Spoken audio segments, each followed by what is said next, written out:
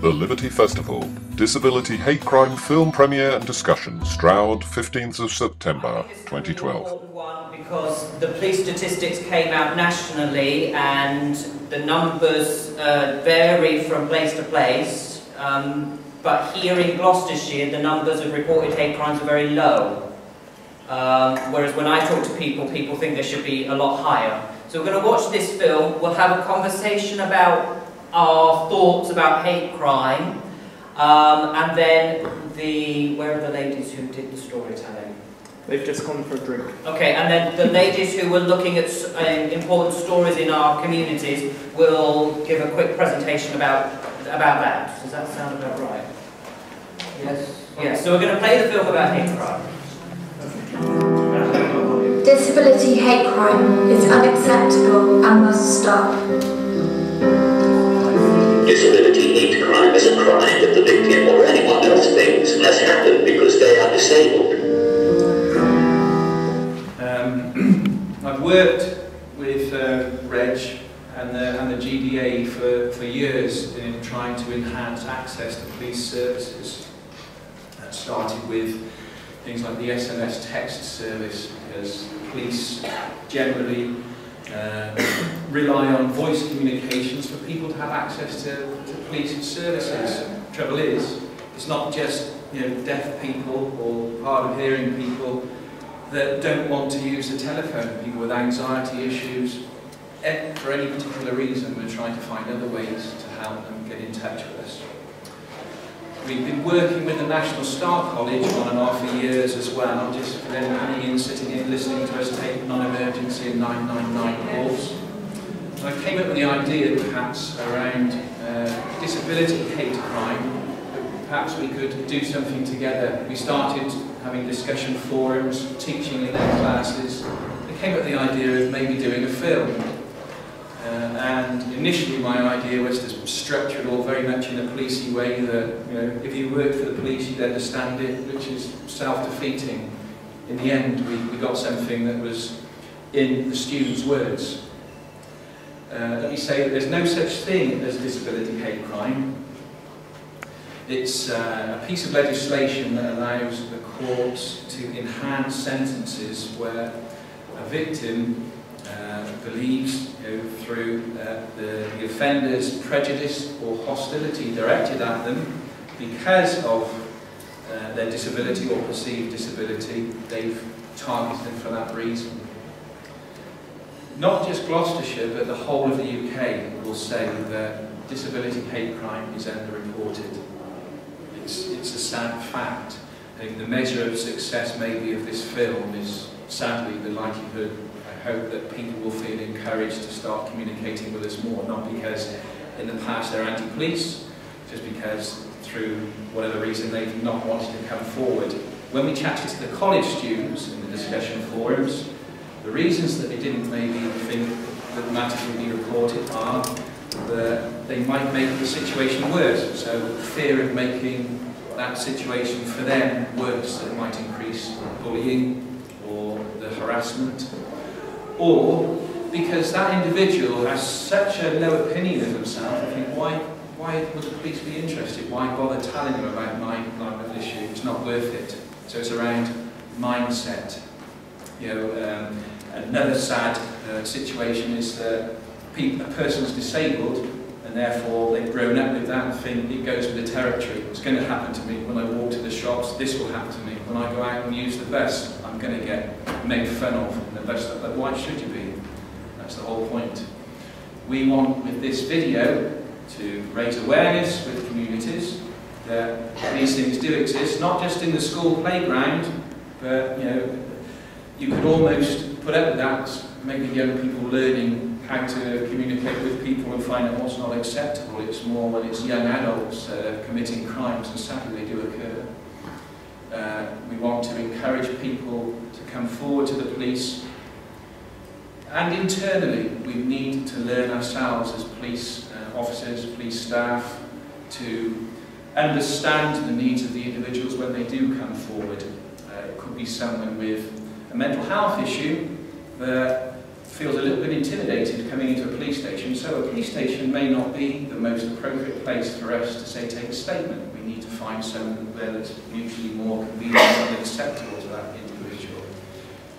You've seen on the video the Chief Crown Prosecutor. That's a big deal. As the Chief Crown Prosecutor for the South West, they feel it's so important. They've supported this speaking.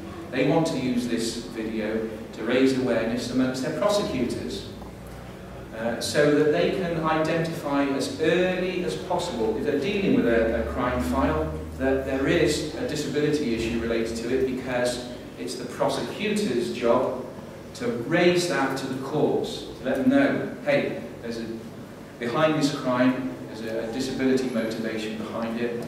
We've got to tell the judges, the magistrates. The Crown Prosecution Service want to use this as well in the HM court services, two ways. For judges and magistrates to have a better understanding of the impact on the individual, and they're thinking about their sentences that they're going to be dishing out, and the court services themselves. If we tell you, come forward, tell the police, trust us, we'll take this seriously, we'll deal with it. But then, during that whole process, we let you down on the day of court.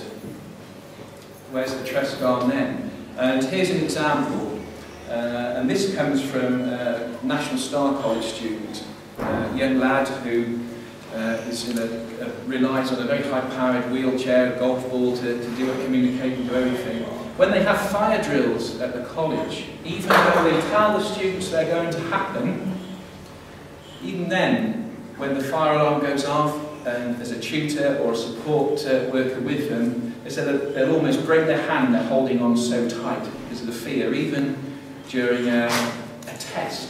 We get that person to come to court and give evidence, and the fire alarm goes off in an unfamiliar building where it may not be particularly disability friendly, because not all HM courts buildings are. Believe it or not, the legislation that you have about making places open and accessible for disabled people legally doesn't actually apply to the Crown buildings. They do things, but if they didn't, you've got no comeback on them.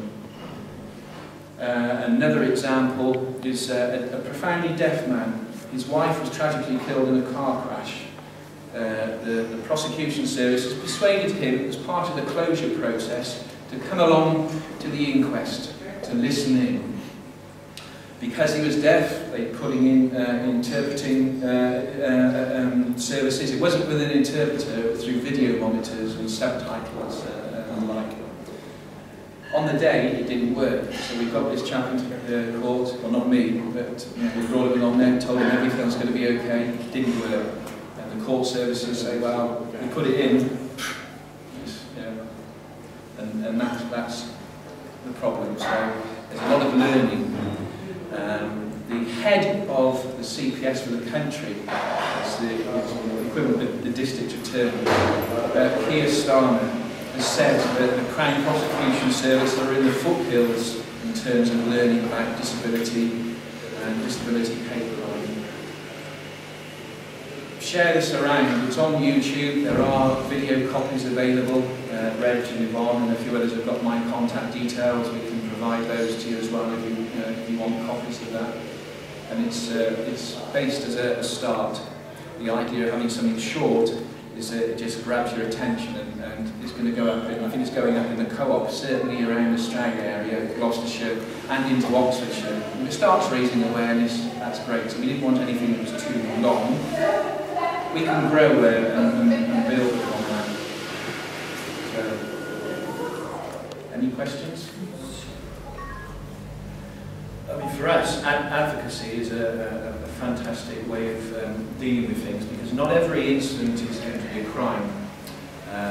Sadly, you'll maybe see in the news names like David Askew or Fiona and Fran Checker Pilkington.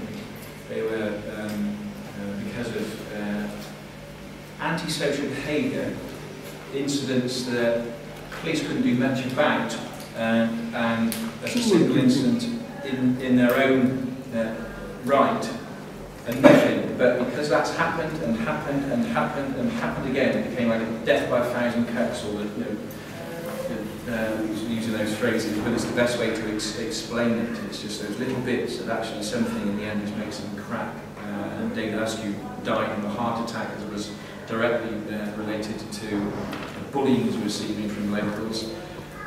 Fiona Pilkington burnt herself to death with her disabled daughter out of the stress of the bullying they'd had.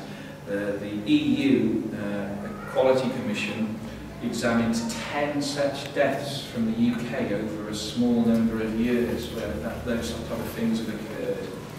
So we wanted to do this rather than wait to be told by the government or anyone else that we should be doing those things, because it is unacceptable.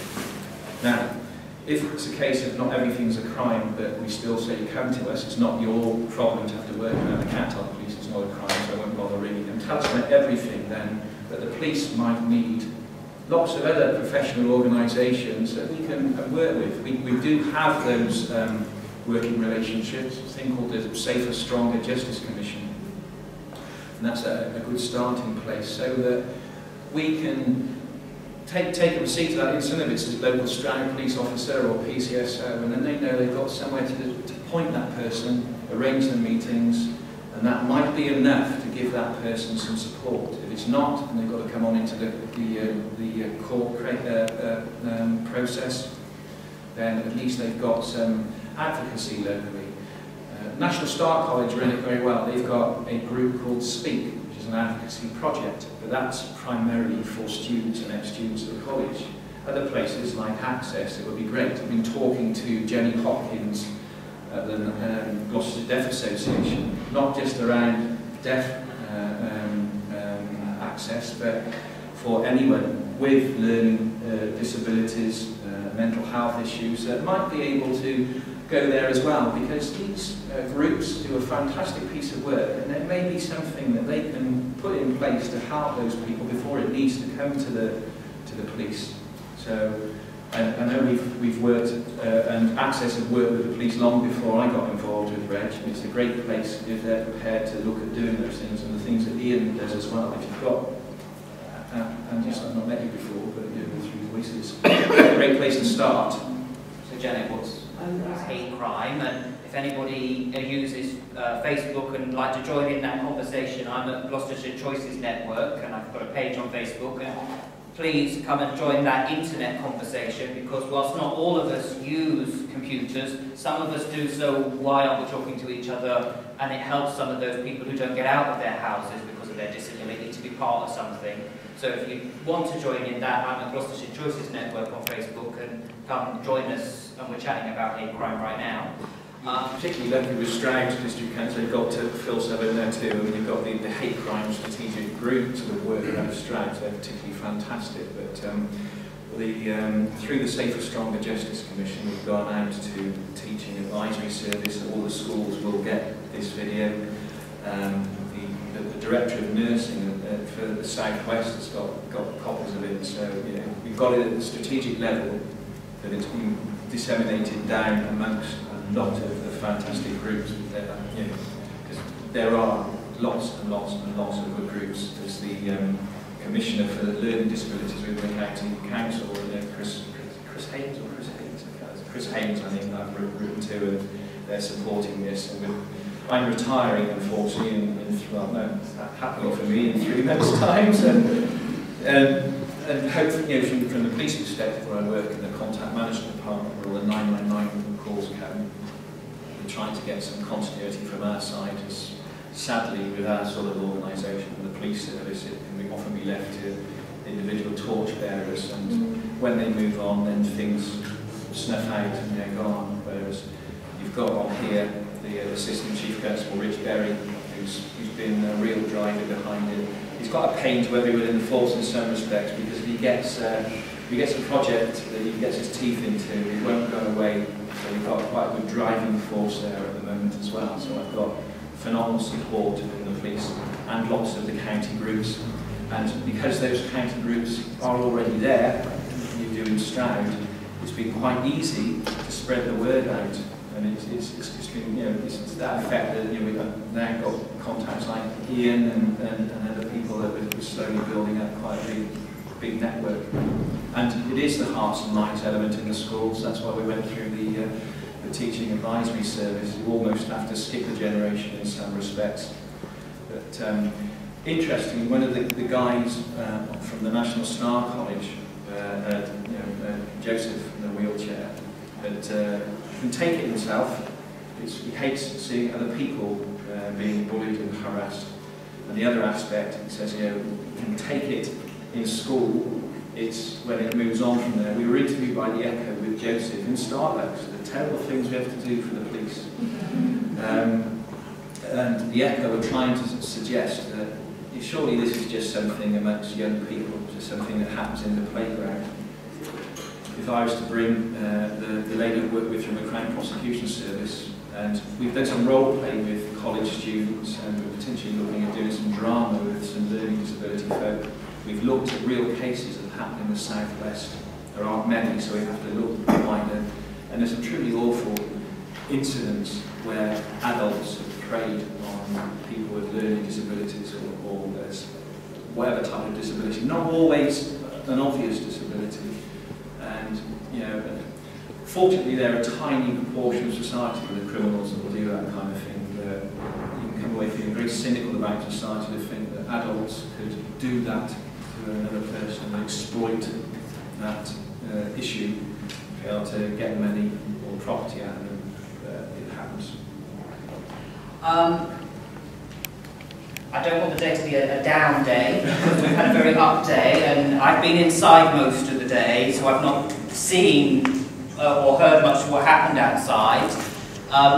The ladies at the back, you were doing some work in here about positive stories, so maybe we should move to hear some positive stories, and then Reg, maybe you would like to finish us off.